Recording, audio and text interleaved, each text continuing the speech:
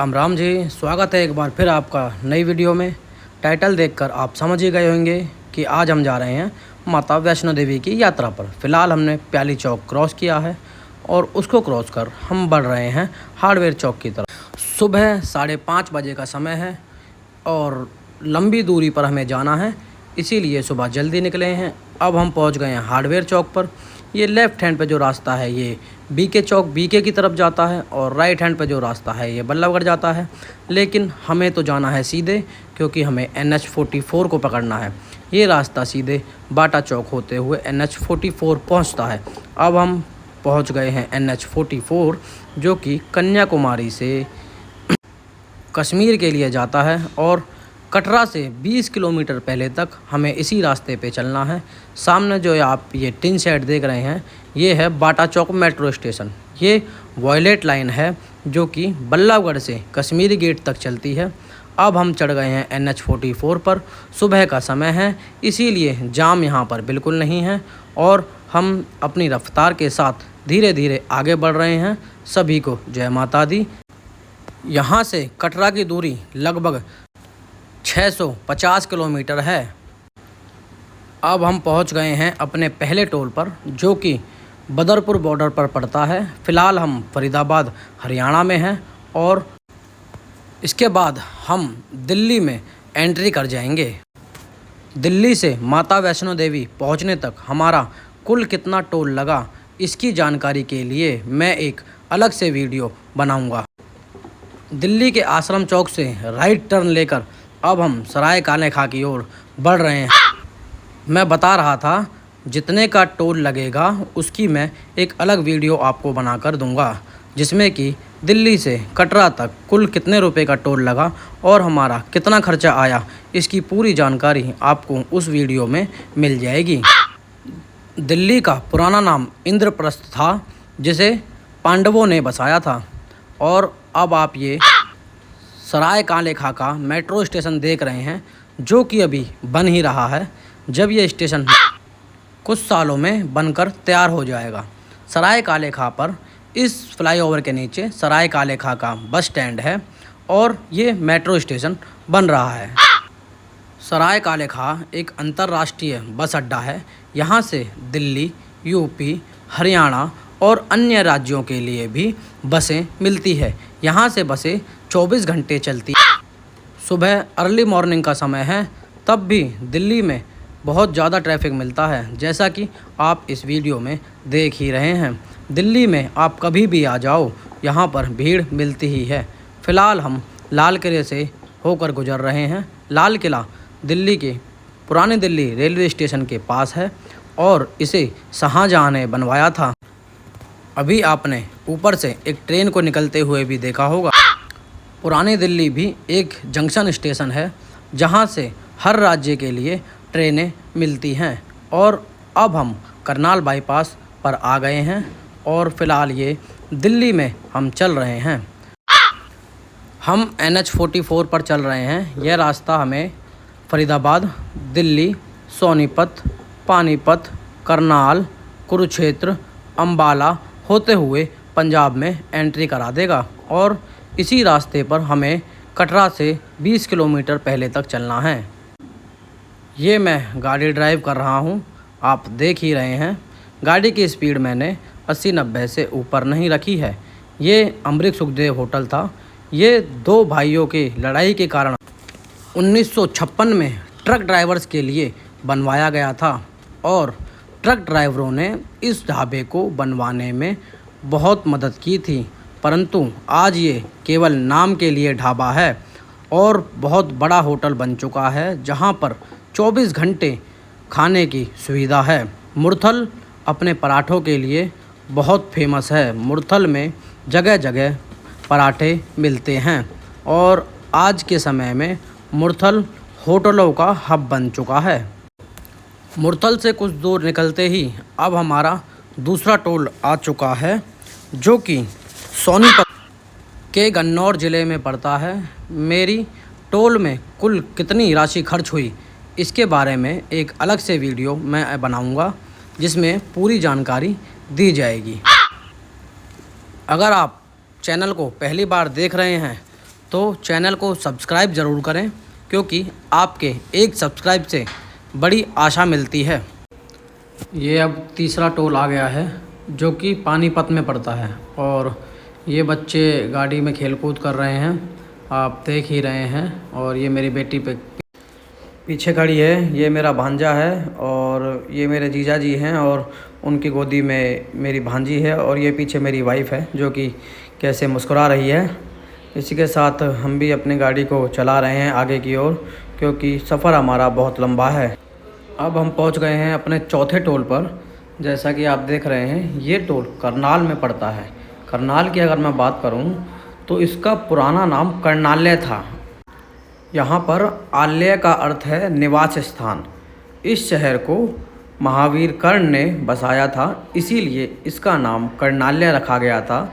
लेकिन आज के समय में इसको हम करनाल के नाम से जानते हैं। अब हम आगे बढ़ चले हैं अम्बाला की ओर। अम्बाला को क्रॉस करते ही हम पंजाब राज्य की सीमा में एंट्री कर जाएंगे।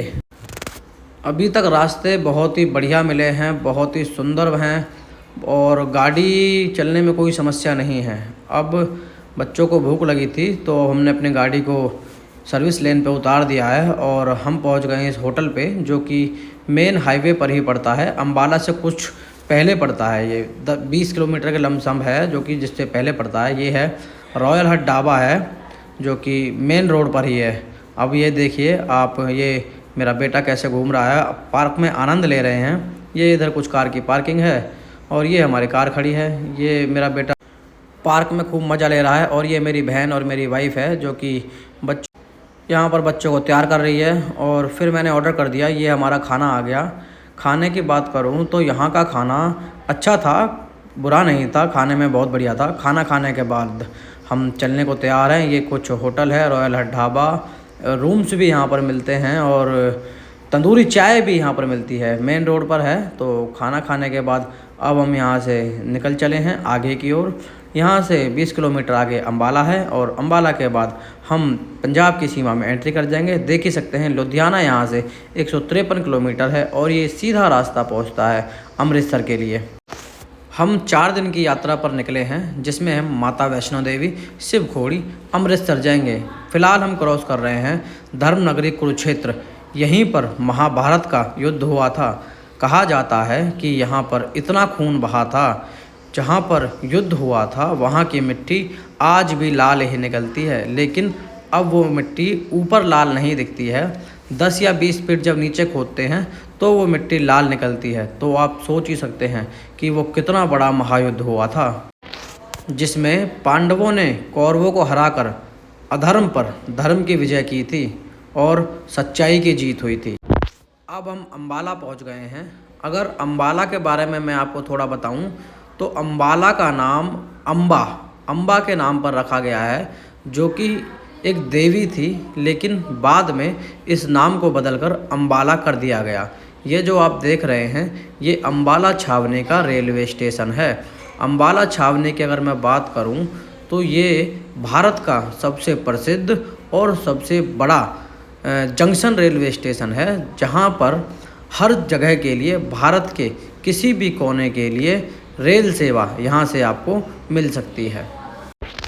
अब कुछ ही देर में हम पंजाब बॉर्डर क्रॉस कर जाएंगे और हरियाणा से पंजाब में एंट्री कर जाएंगे। आप देख ही रहे हैं, चंडीगढ़ के लिए लेफ़्ट जाना है, और लुधियाना और पटियाला के लिए सीधा जाना है।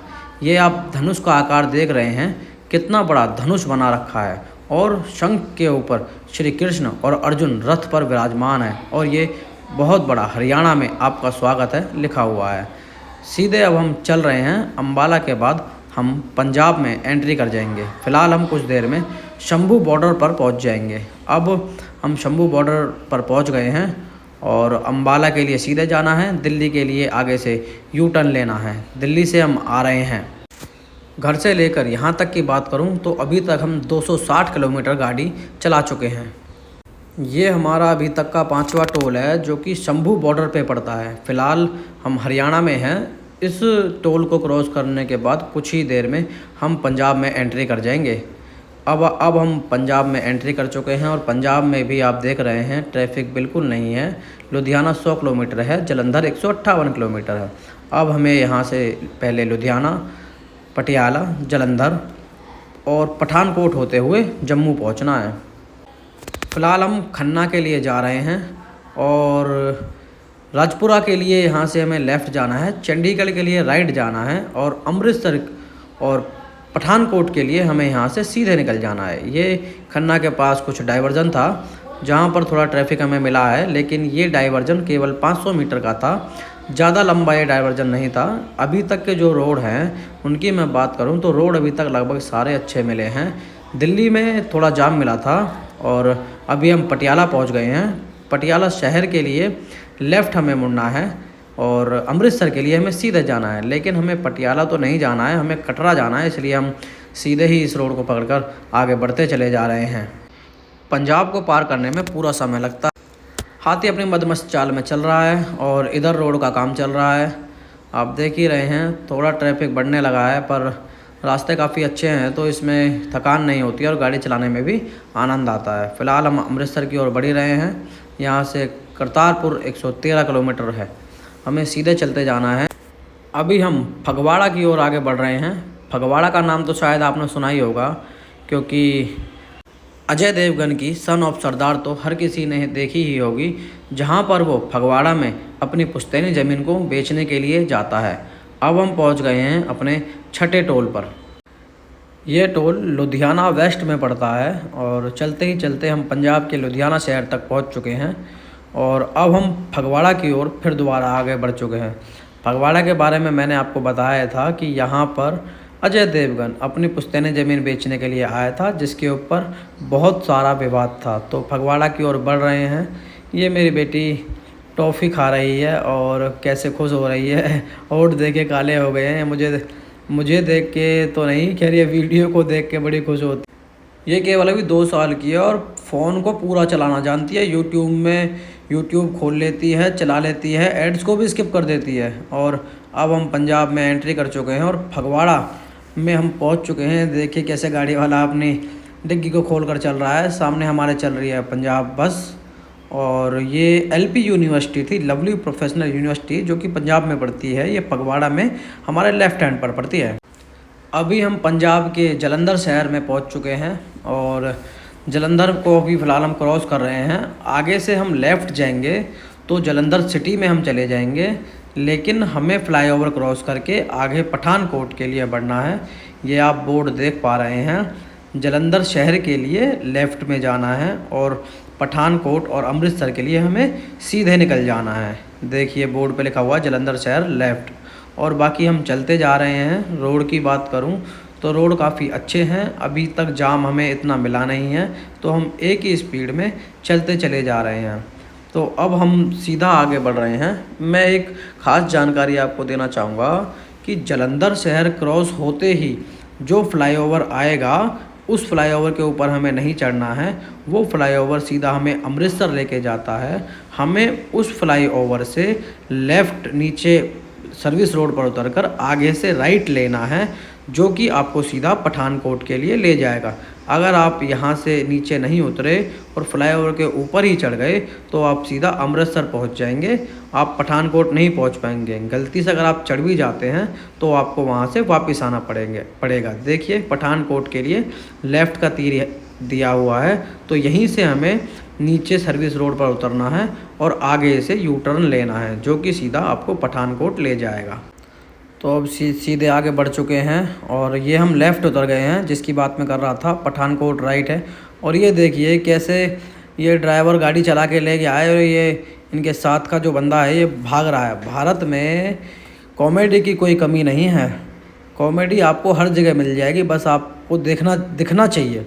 ये जिस राइट की मैं बात कर रहा था, ये अब हम राइट मुड़ गए हैं और इस चौक का नाम है शहीद बंता सिंह संगवाल चौक। इसी चौक से अब हमें सीधे जाना है और सीधे ये हमें पठानकोट पहुंचा देगा।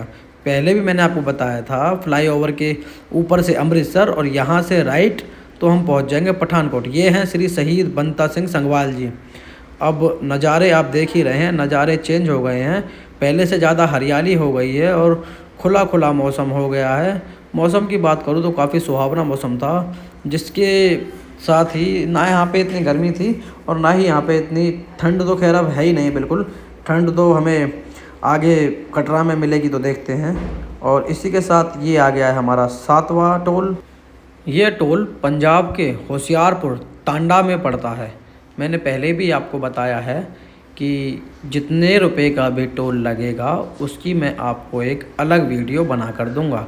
चैनल पर पहली बार आए हैं तो चैनल को सब्सक्राइब ज़रूर करें, लाइक और शेयर इस वीडियो को ज़रूर करते रहें, जिससे कि हौसला बढ़ा रहे और मुझे भी आपको नई नई वीडियो बना कर देने का मौका मिलता रहे।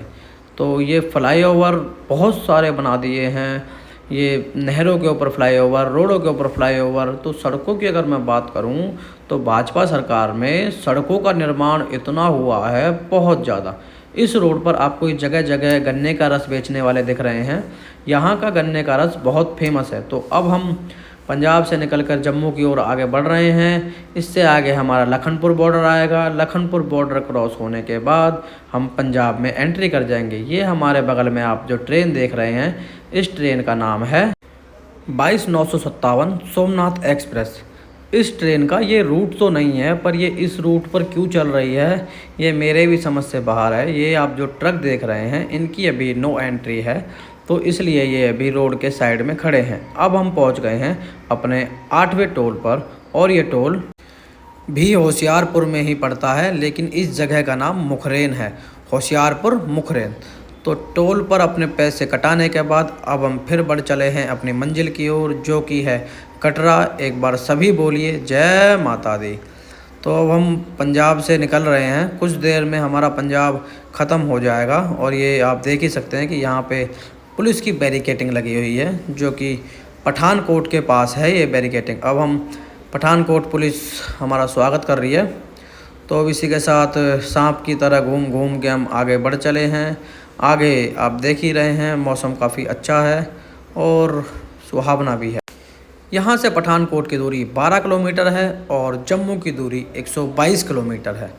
तो कुछ ही देर में हम पठानकोट पहुँच जाएंगे। और रास्ते आप देख ही रहे हैं, मतलब इतने मक्खन रास्ते हैं कि मतलब क्या बताऊँ आपको। रास्तों के बारे में तो कोई पूछो ही मत। पठानकोट जैसे ही हम पहुँचते हैं तो आप यहाँ देख सकते हैं कि अब पहाड़ दिखने लगे हैं। अब हम मैदानी क्षेत्र से निकलकर पहाड़ी क्षेत्र में पहुँच रहे हैं। और ये पठानकोट से थोड़ा निकलते ही ये डाइवर्जन है, जहाँ पर रोड का काम चल रहा है। और ये आ गया है गोल चक्कर। इस गोल चक्कर की अगर मैं बात करूं तो जो है लेफ़्ट हैंड पे जो मेरे रास्ता जा रहा है, जो ये लेफ़्ट हैंड पे जहाँ पे ब्लैक कार मुड़ी है, ये वाला ये जा रहा है सीधा अमृतसर।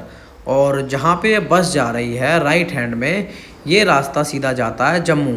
तो हमें तो जम्मू जाना है, इसलिए हमने राइट हैंड पे अपना टर्न ले लिया है। और ये गोल चक्कर पे ही एक छोटा सा मंदिर भी बना हुआ है।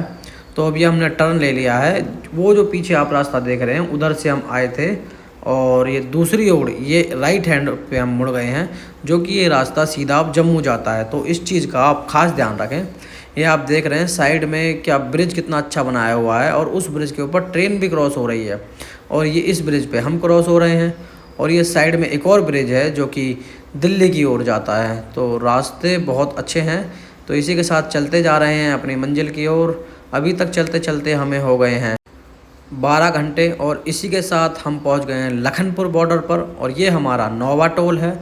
लखनपुर बॉर्डर क्रॉस करने के बाद अब हम जम्मू की सीमा J&K की सीमा में एंट्री कर गए हैं, और पंजाब की सीमा को हम पीछे छोड़ चुके हैं। जम्मू से लेकर कटरा तक लगभग 50 से 60 किलोमीटर में ऐसा ही काम चल रहा है। और इस काम ने हमारी इतनी हालत ख़राब कर दी कि फरीदाबाद से लेके पठानकोट जम्मू बॉर्डर तक हम 12 घंटे में आ गए, और यहाँ से लेके कटरा पहुँचने में हमें 5 घंटे लग गए। तो लगभग 17 घंटों में हम अपने घर से कटरा पहुँचे। आप देख ही रहे हैं काम चल रहा है, और इस काम को ख़त्म होने में कम से कम 1.5 से 2 साल का समय लग जाएगा, पर काम दिन रात चल रहा है। अगर आप भी माता वैष्णो देवी आना चाहते हैं और अपने बच्चों के साथ आना चाहते हैं तो मैं आपको बस यही कहूँगा कि कार को अवॉइड करें, ट्रेन से आना ज़्यादा बेहतर रहेगा। और ये नज़ारे आप देख ही रहे हैं। फ़िलहाल कुछ खुला रोड आया है जिस पे कि गाड़ी कुछ चल रही है, लेकिन जैसे ही हम आगे बढ़ रहे हैं तो आप ये देखिए, ये काम चल ही रहा है, बहुत बड़े लेवल पे काम चल रहा है। फ़िलहाल हम जम्मू में हैं और जम्मू का 20 से 22 किलोमीटर का पैच क्लियर करने में 20-30 की स्पीड में ही गाड़ी चली है। गाड़ी उससे ऊपर उठी ही नहीं। और आप देख ही रहे हैं कि हम सुबह 5 बजे के निकले हैं और अब सूरज भी ढलने लगा है और अंधेरा भी होने लगा है। और ये जो आप दृश्य देख रहे हैं ये मतलब काफ़ी मनमोहक है। ये देखिए क्या सीन है, इधर सूरज ढल रहा है और हम पहाड़ों के बीच में ड्राइव कर रहे हैं। आप देख ही रहे हैं पूरे रोड पर डाइवर्जन है, काम चल रहा है, स्पीड मतलब बिल्कुल नहीं है। और ये देखिए ऊपर चंदा मामा भी दिखाई देने लगे हैं। लेफ्ट हैंड पे मेरा डाइवर्जन आपको दिख ही रहा होगा। इधर ये रोड को काट के इधर भी रोड बना रहे हैं, इधर ये मशीनों से काम चल ही रहा है। और एक बहुत छोटे रोड पे मतलब 2 लेन हाईवे पे हम चल रहे हैं। पहले मैं इस हाईवे पे आया था तो ये 6 लेन का हाईवे था, लेकिन अभी बस 2 लेन का हाईवे ही चल रहा है। हर जगह डाइवर्जन है, हर जगह पूरे रास्ते में काम ही काम चल रहा है। और अब हम बिल्कुल पहाड़ों की वादियों में गाड़ी चला रहे हैं। ये देख ही रहे हैं आप। अब हम फिलहाल पहुंच गए हैं अपने 9वें टोल पर। इस टोल को क्रॉस करते ही जो माता वैष्णो देवी की तरफ हम जाते हैं, जो टनल्स आती हैं उन टनल्स को मैं आपको दिखाऊंगा। ये आप मेरे सामने जो देख रहे हैं ये है पहली टनल। इस टनल के अंदर घुस के तो इतना अच्छा लगता है। ये देखिए लाइटिंग, देखिए लाइटिंग इतनी ज़बरदस्त कर रखी है इस टनल के ऊपर कि एक बार आँख खोलते हैं तो पूरा इतना चमका लगता है इस लाइटिंग में। तो यहाँ पे कुल 3 टनल बनी हुई हैं। इन 3 टनल की वजह से इतना रास्ता कट गया है, लगभग 2 से 3 घंटे बच जाते हैं। पहले पूरा घूम घूम कर जाना पड़ता था तो 2 से 3 घंटे ज़्यादा लगते थे, लेकिन इन टनल के बनने से लगभग 2 से 3 घंटे का समय बच गया है। ये आ गई है दूसरी टनल। ये टनल सबसे लंबी है। पहली टनल और तीसरी टनल, ये 2 टनल छोटी हैं, जबकि ये तीसरी टनल ये सबसे लंबी है। हमें फरीदाबाद से कटरा पहुंचने में लगभग 17 घंटे का टाइम लग गया और 17 घंटे में 5 घंटे तो जम्मू से लेके कटरा तक पहुंचने में ही लग गए। ये जो आप देख रहे हैं ये तीसरी टनल आ चुके हैं, माफ़ी चाहूँगा। तो रास्ते ख़राब होने के कारण मैं रात की वीडियो नहीं दिखा पाई। ये सुबह हम अपने होटल में पहुंच गए हैं और आगे की जानकारी मैं आपको दूंगा अगली वीडियो में। ये आपने त्रिकुटा पर्वत के दर्शन किए थे, ये हमने कुछ होटल लिया था। वीडियो अच्छी लगे तो लाइक शेयर सब्सक्राइब ज़रूर करना। जय माता दी।